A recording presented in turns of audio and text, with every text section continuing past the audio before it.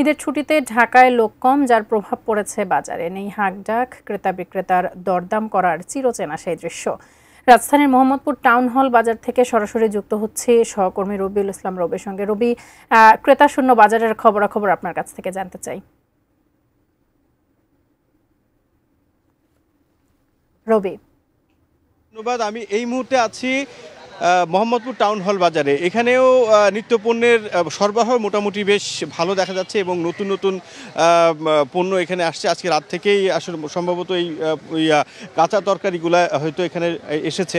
তো আমরা এখানে কিছুটা অন্য বাজারের তুলনায় কিছুটা দাম বেশি আমরা এখানে লক্ষ্য করছি। অ্যান্টিব্যাকটেরিয়াল অ্যাডিটিভ যুক্ত সেরা ওয়াটার ট্যাঙ্ক বিশুদ্ধ পানিতে ব্যাকটেরিয়া জন্মাতে দেয় না। যেখানে আমরা অন্য বাজারগুলোতে আমরা যেখানে আলু 20 টাকা কেজি দরে বিক্রি হয়েছে, এখানে আসলে একটু বেশি, অর্থাৎ 5 টাকা বেশি, 25 টাকা কেজি প্রতি বিক্রি হচ্ছে। লাল আলু ঠিক আগের দরে আছে 40 টাকা।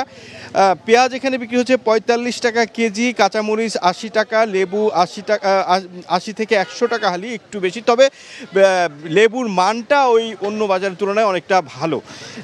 তো আর অন্যান্য যে বেগুন 80 টাকা, পেঁপে 60 টাকা, করলা 100 থেকে 120 টাকা এরকম দামে আসলে বিক্রি হচ্ছে। এছাড়া এখানে যে মুরগির যে বাজারটি রয়েছে, এখানে দেশি মুরগির দোকানিরা বলছে যে 600 টাকা কেজি দরে বিক্রি হচ্ছে দেশি মুরগি।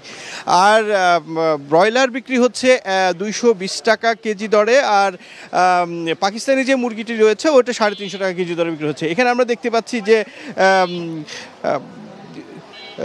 শশা বিক্রি হচ্ছে এখানে 60 টাকা কেজি।